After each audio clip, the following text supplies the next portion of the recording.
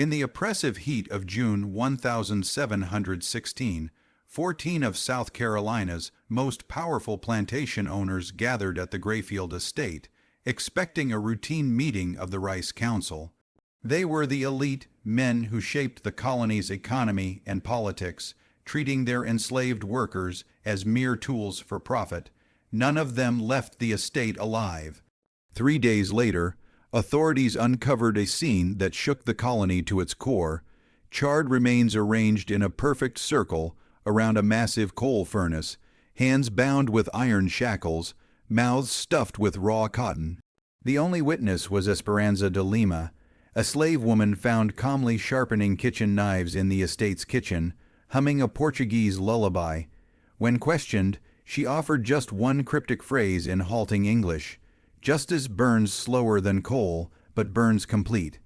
Colonial authorities, led by Governor Robert Johnson, sealed the records of this event, known as the Grayfield Massacre, burying them in Charleston's archives for over 2 centuries.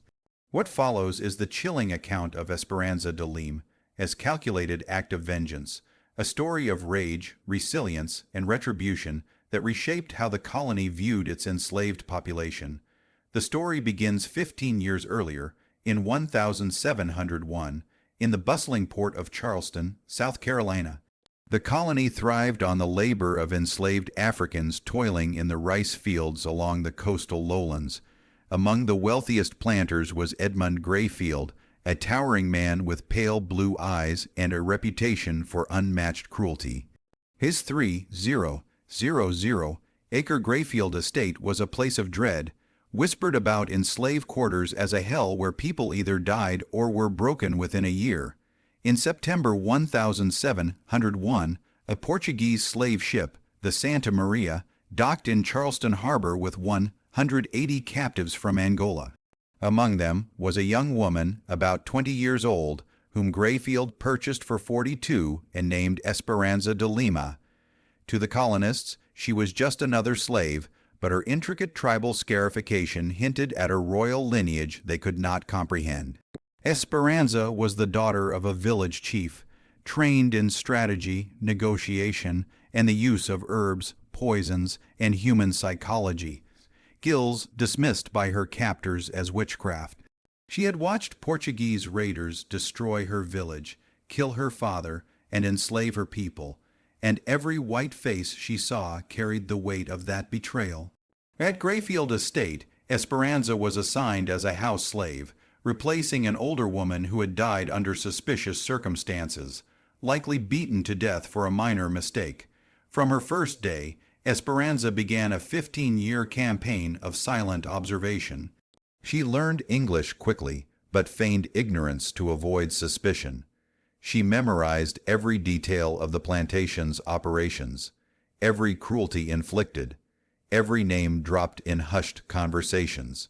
The Grayfield estate was more than a home. It was the meeting place for the Rice Council, a group of 14 plantation owners who controlled the colony's agricultural and political landscape. These men: Edmund Grayfield, William Petton, James Rutherford, Marcus Sutton, Henry Caldwell, Thomas Harrington, Benjamin Fairfax, Samuel Kingsley, Robert Fielding, Charles Warwick, Jonathan Crichton, David Norris, Alexander Hartwell, and George Baxter, saw themselves as untouchable kings, answerable only to their own greed. They met monthly to discuss rice prices, slave policies, and ways to maximize profits, while evading oversight from London. Esperanza served at these meetings, moving like a shadow, refilling glasses and clearing plates, while listening to their callous discussions about human lives. For 15 years, Esperanza endured, her humanity intact despite the horrors around her. In 1715, she found something rare in that brutal world: love. His name was Quame, though the plantation records called him Boy Tom. Born in 1693 on the Rutherford plantation, Quame was strong, curious, and secretly literate, having learned to read from a sympathetic overseer. He taught other slaves basic literacy during brief Sunday rest periods, a dangerous act of defiance. Esperanza and Quame began meeting in secret, communicating through coded songs and gestures that hid their plans from white observers. Together, they built a sophisticated intelligence network, using Esperanza's access to Rice Council meetings and Quame's labor assignments across plantations to gather information on patrol schedules, legal changes, and plantation weaknesses. They were planning not just an escape, but a coordinated uprising to free hundreds of slaves, with safe houses mapped and contacts established in Spanish Florida's free black communities. Their plans unraveled in March 1716, when Edmund Grayfield announced a new breeding program at a Rice Council meeting. Esperanza's name topped the list of women to be paired with male slaves to produce superior working stock.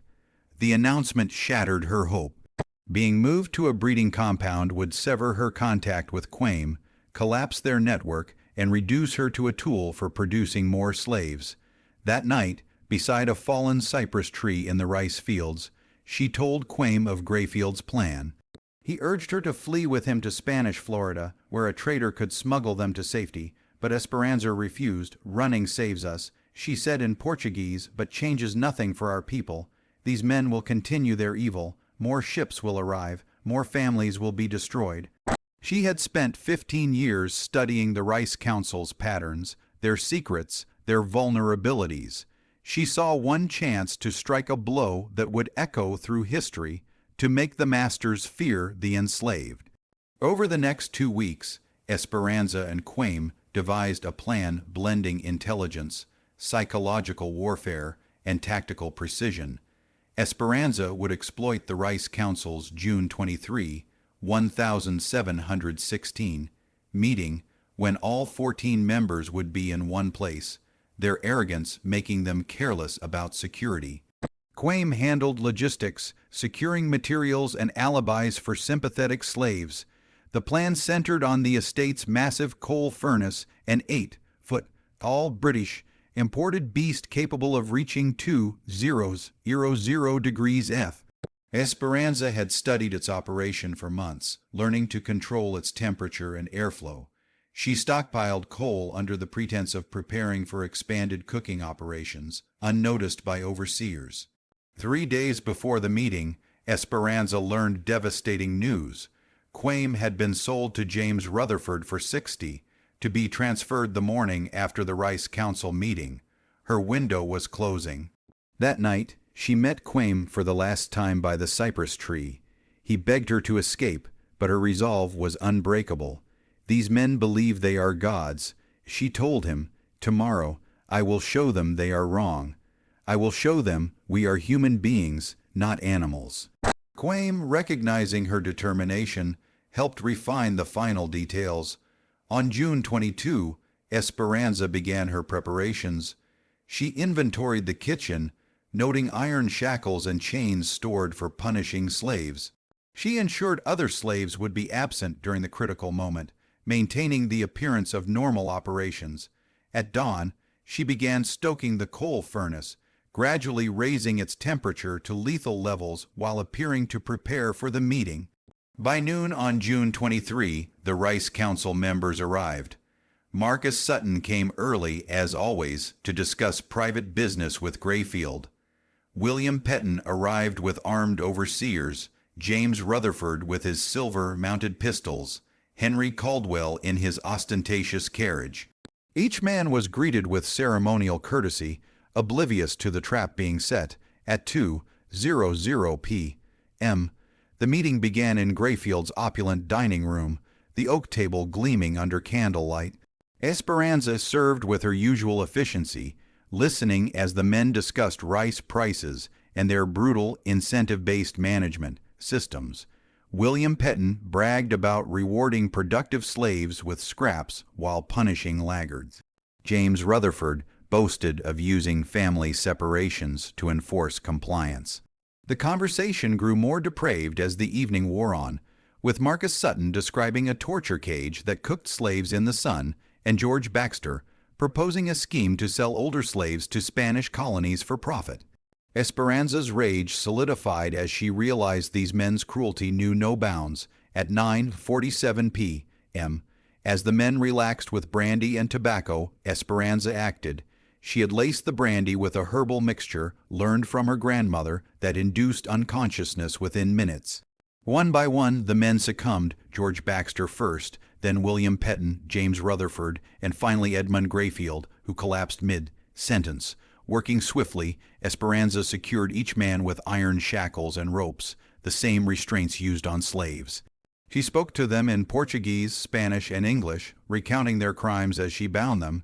"You sell my quaim like he is a cow," she whispered to Rutherford. "You break spirits," she told Sutton. To Grayfield, she said, "You think I am an animal. Tonight, you see what animals do when they have no choice." Over the next 3 hours, she dragged the unconscious men to the kitchen, arranging them in a circle around the roaring furnace. She stuffed their mouths with raw cotton to silence them and stoked the furnace to unbearable heat.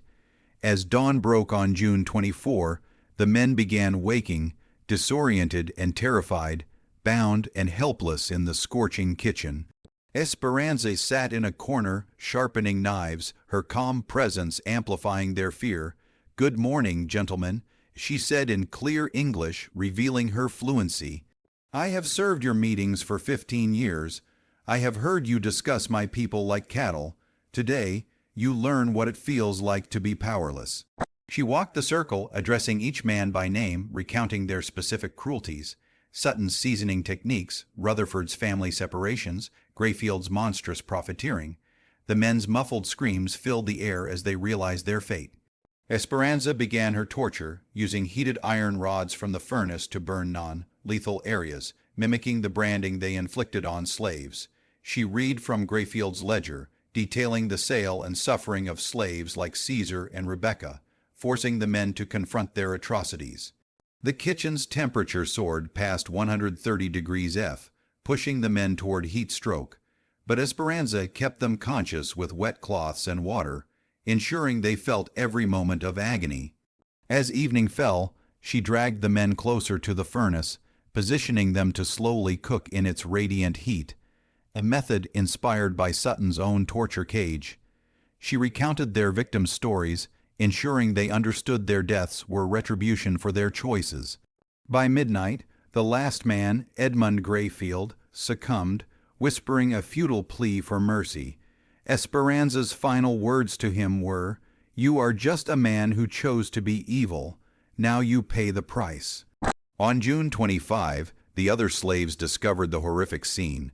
14 charred corpses encircling the furnace, Esperanza calmly sharpening knives. The overseers were stunned, unable to comprehend how one woman had orchestrated such devastation. The colonial authorities faced a crisis. Publicizing Esperanza's actions risked inspiring more rebellions, but letting her live could embolden slaves further. Governor Johnson sealed the records and spread a false story of a tragic fire. Esperanza was sentenced to be sold to Spanish mines, a death sentence in disguise. On July 15, she was loaded onto the Santa Isabella, and the captain was instructed to ensure her death appeared accidental. The ship's log claimed she died of fever, but rumors persisted that she had allies waiting in Spanish Florida. The Grayfield massacre sent shockwaves through the colony. Slaves whispered of Esperanza's triumph, while plantation owners grew paranoid, traveling with escorts and suspending rice council meetings. Mysterious fires, poisoned livestock, and overseer accidents suggested a growing resistance network. New laws restricted slave movement, but they only drove resistance underground. Esperanza's story became a legend, inspiring the 1739 Stono Rebellion and fueling slave resistance across the colonies. By 1766, when the sealed records were opened, the American Revolution overshadowed the massacre, but its psychological impact endured. The master's confidence was shaken, the slave's sense of powerlessness was broken. Esperanza's act of vengeance had planted the seeds of